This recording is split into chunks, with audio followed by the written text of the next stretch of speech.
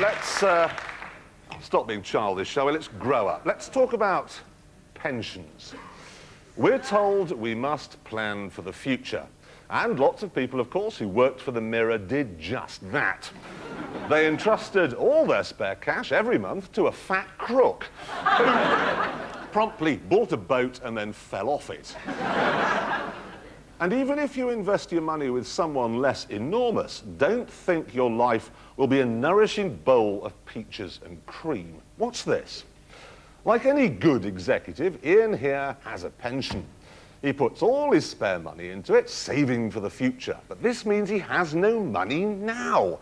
In Ian's world, milk is a luxury good. This man earns £50,000 a year. He has a company car, but in his waste not, want not existence, he must recycle everything. Of course, Ian thinks the sacrifices are worth it, because one day all his money will come back with interest. But by then, of course, he'll be old. He'll have to spend all of it on a nurse to mash his food. Pensions are all about planning, and planning is all about hope, and hope invariably leads to despair. So, here's my sound piece of financial advice. If you have some spare cash at the end of the month, don't invest it, blow it. Always spend 10% more than you earn. Aim to die in debt.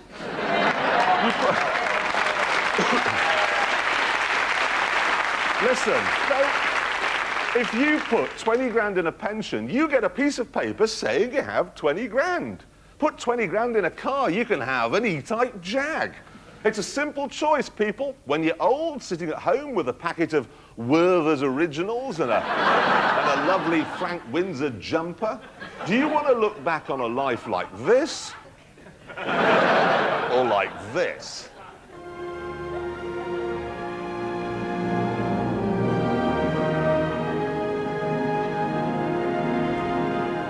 An easy decision, but maybe I'm missing the point, which is why I've been joined by a pension salesman, Steve B. Now, Steve, answer me this simple question, okay?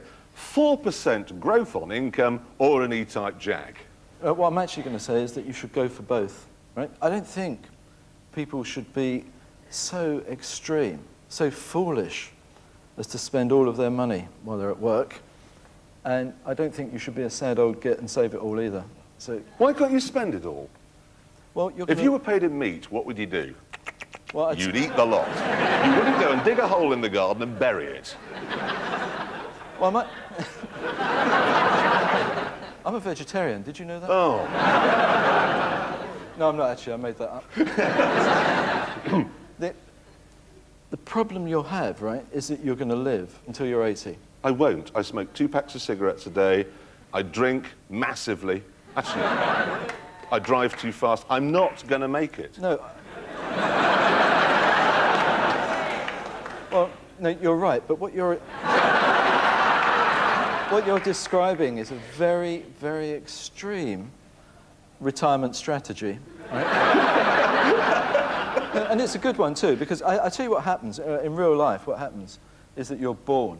You kind of get educated, then you start work, and then after a while, you know, you do whatever you do all your life, and then you stop work, and we call that retirement, and then sort of a bit later on you die.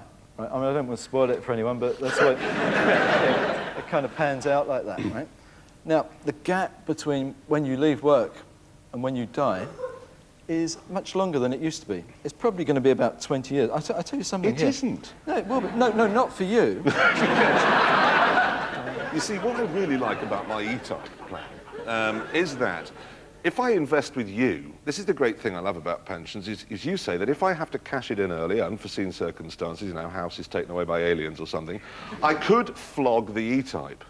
But I can't flog a pension, otherwise you have to come around and cut my limbs off. There's always these great punishment clauses. You will be killed and eaten. Whoa, no, I don't want to do that. Well, there are restrictions now. We can't eat people, but I mean, obviously, we can kill them.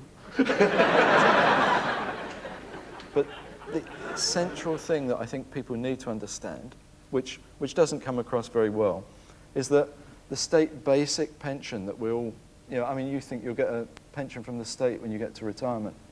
I think you'd be really disappointed when you see it. In 1960, there were 4 people at work for every person that we've got in retirement, or that we had in retirement. And those guys in retirement didn't live very long. By the time these guys retire, there'll be 2 people working for every person in retirement, and the guy in retirement is going to live a lot longer. So they've already pre-programmed into the state pension system rules that decrease the pension every year. So every year the state basic pension gets lower and lower and lower, till in the end it becomes almost worthless. Let's move into a different area, okay? Pension plan is not a bird puller. You get down to a nightclub and go, hey, chickie, check this out. I'm getting 4% growth here.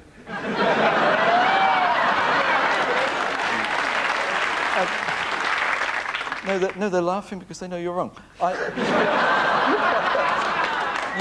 You would be absolutely amazed. I mean, we go around the country giving pension gigs, and they come pouring. People can't get enough of it. We did one at the Women's Institute not that long ago. I'm setting my sights a little higher than the Women's Institute with this. What happens on these things is that we have to lock the doors, right? We have to actually lock the doors to stop people getting in, because once word goes around that there's a pensions gig going on, right? Everyone wants to get in. Right? No, this is not Oasis. This is not a Genesis laser show. You're absolutely right. Those guys are good, but they're not pension guys. Ladies and gentlemen, Steve B.